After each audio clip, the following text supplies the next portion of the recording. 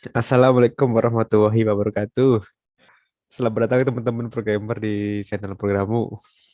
Alhamdulillah nih di materi terakhir etika profesi ya.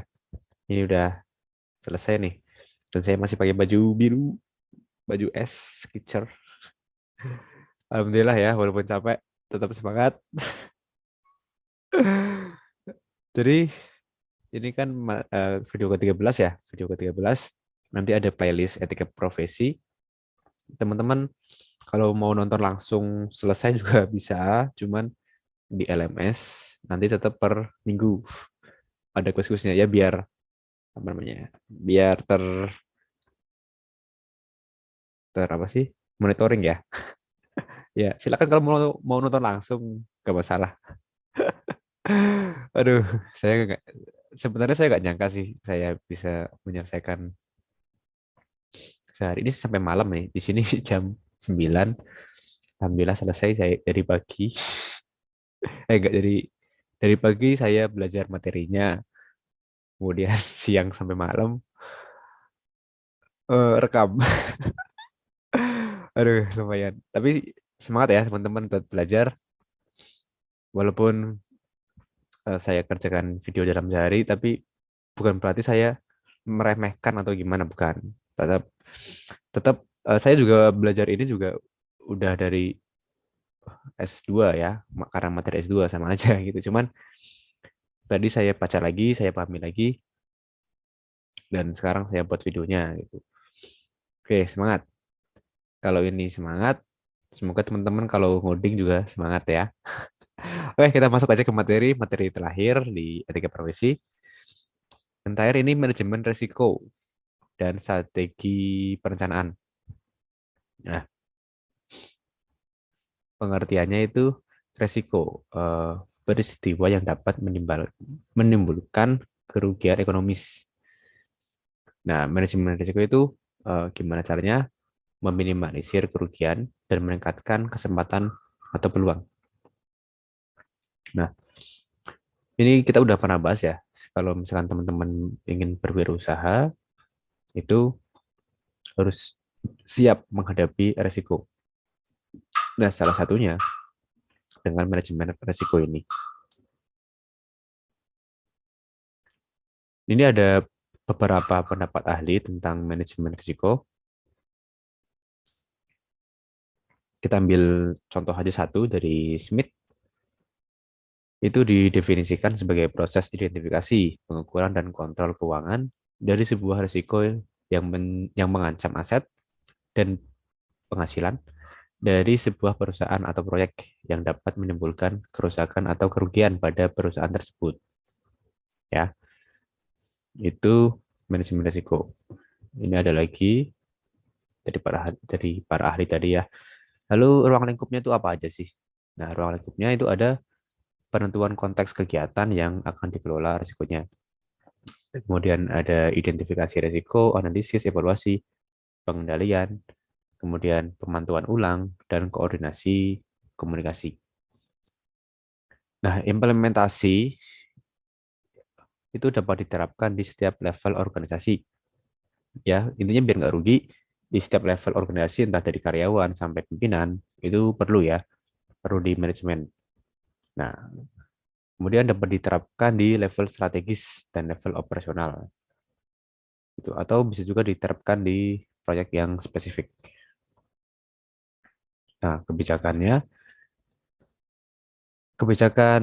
manajemen risiko ini harus relevan ya dengan konteks strategi dan tujuan organisasi, objektif, dan sesuai dengan sifat dasar bisnis.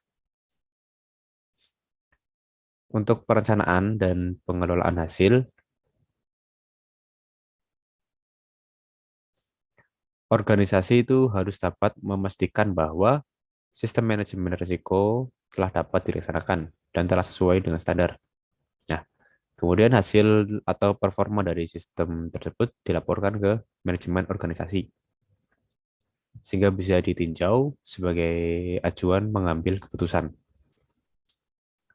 Nah, manajemen risiko harus terdokumentasi khususnya untuk hal-hal kita ambil contoh ini misalnya rekomendasi solusi sesuai cara yang telah ditentukan, atau tindakan pencegahan atau pengurangan efek dari resiko. Nah, elemen utama dalam manajemen risiko, ya ini udah kita bahas tadi ya barusan, elemen utamanya. Kemudian ada SDLC. Apa sih itu SDLC? System Development Life Cycle adalah suatu tahapan proses perencanaan suatu sistem yang dimulai dari tahap investigasi, kemudian pembangunan, implementasi, perawatan, serta penyelesaian. Itu nanti bentuknya nanti bulat ya.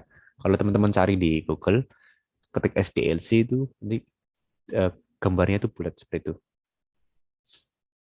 Kemudian strategi, kemudian strategi penerapan manajemen risiko perlu mempertimbangkan dampak yang mungkin timbul dengan tingkat probabilitas yang berbeda untuk setiap komponen pengembangan sistem informasi.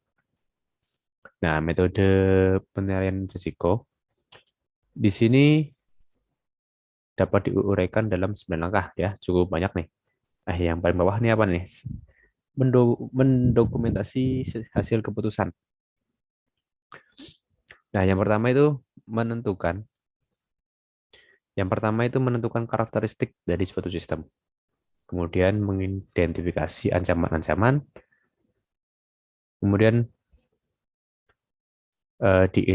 diidentifikasi juga kelemahan sistem, menganalisa pengawasan, menentukan beberapa kemungkinan pemecahan masalah, menganalisa pengaruh risiko, menentukan risiko, kemudian merekomendasi cara-cara pengendalian, dan yang terakhir itu mendokumentasikan hasil keputusan. Jadi ada 11 prinsip ya, 11 prinsip. 11 prinsip pengelolaan risiko.